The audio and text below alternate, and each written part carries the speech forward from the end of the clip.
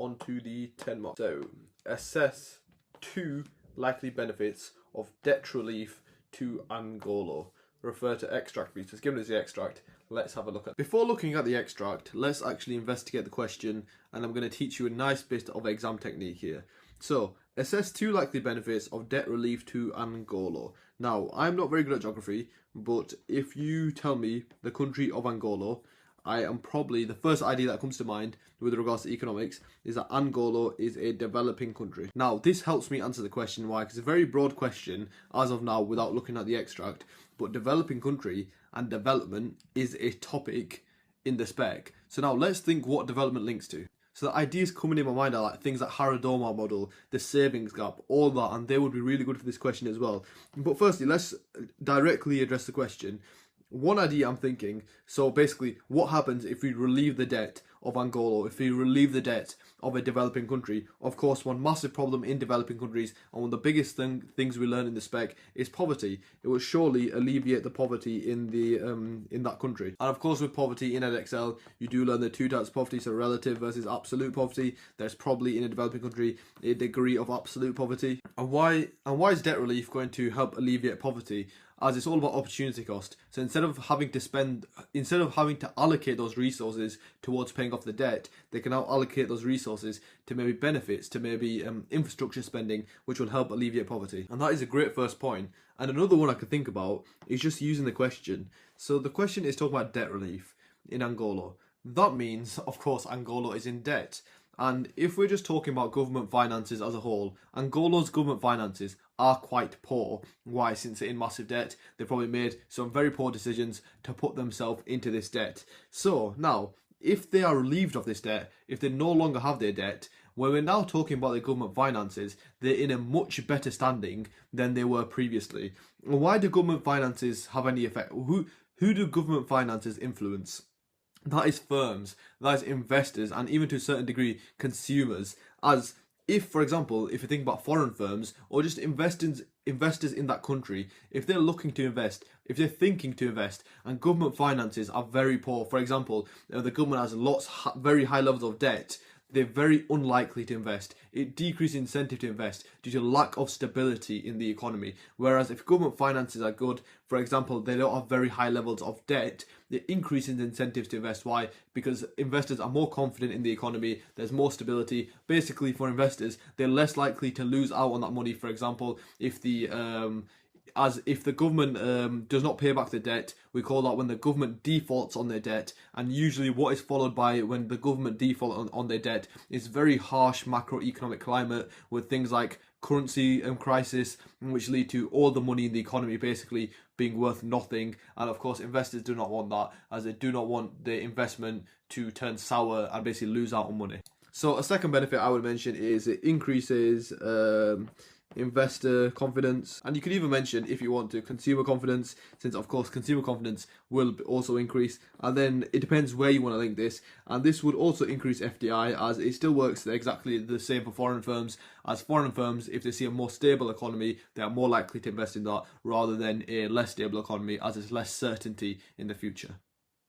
And now these are just 2 ideas I've thought of using content knowledge, using the flashcards on the website, using the content knowledge I've built up over my year 12, year 13, well not mine. And these 2 points are just purely from content knowledge, and I haven't even looked at the extract yet. So it shows the power in section B of having content mastery. But now, of course, 10 mark question, you will need application, you will still need to use the context. So now at this point, I am going to go through the context to help find points to back these points up, to help me pick up those application marks. Okay, so having a look at the extract, what I've just seen is that the bottom of the second paragraph, so around line 15, it mentions about absolute poverty. So the way I would go about wording this first paragraph is, again, using the words in the question. One likely benefit of debt relief to Angola is that it would help alleviate the absolute poverty.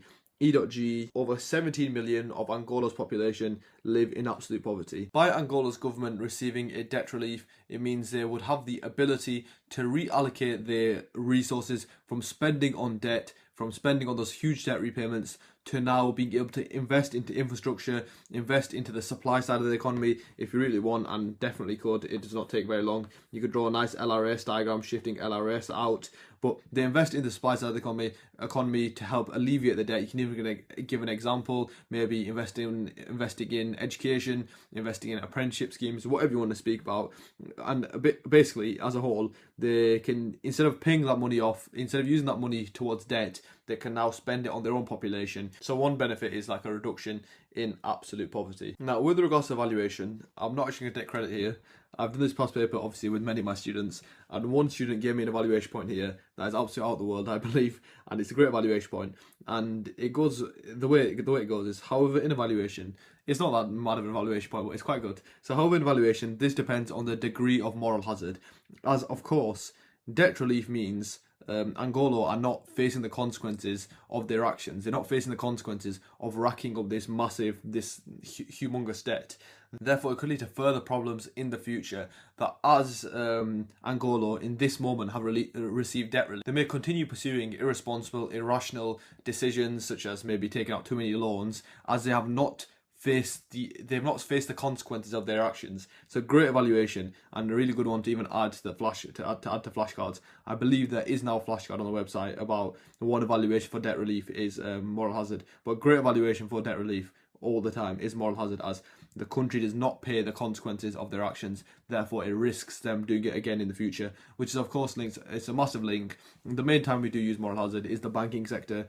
Too big to fail, great link there, but obviously not for this question, just generally. But yeah, a great evaluation point there for your first paragraph. And of course, since it's a 10-mark question, the evaluation points, they can be very brief, and as long as it's a sound point and it's evaluating, you should be able to pick up those marks. And usually for 10-mark questions, you do not need 2 paragraphs, but since it's explicitly asked it, of course you would write another paragraph, another reason. But for this reason, it can be very brief. You don't really need to do much application and evaluation, since you probably picked up the marks in your first paragraph. But how would I go about wording the increasing investor confidence paragraph? So one likely benefit of debt relief to Angola is going to lead to an increase in investor confidence. Then I would try find a bit of application, probably just start a figure from any one of the extracts just to back that up. And literally I've just used something like this. An example of FDI in Angola is Chevron. Of course, it's a foreign firm in Angola. And yeah, like I said, and that just shows how simple application can be. As long as you're using the extract, showing appreciation of the real world of economics, that's all you need. And going on to the chain analysis, debt relief means for Angola that government finances will be in a much better standing or a much better order. This increases investor confidence, / investors are more incentivized to invest, as good government finances indicate stability in the economy, and more importantly for the investors, that long-run stability indicates the investment, they will make money on it, and more importantly, they will not lose out in terms of their own currency. This can therefore cause knock-on effects to increase in FDI, which of course can cause a shift out of AD and LRS, causing knock-on effects to the economy like increase in real GDP, thus increasing consumer confidence, having a range of positive effects on the Angolan economy. And the way to evaluate this, like I always would do, use the extract, and I'll probably just talk about the time frame, which is saying, however, this depends on the time frame, as it could vary between the long run and the short run.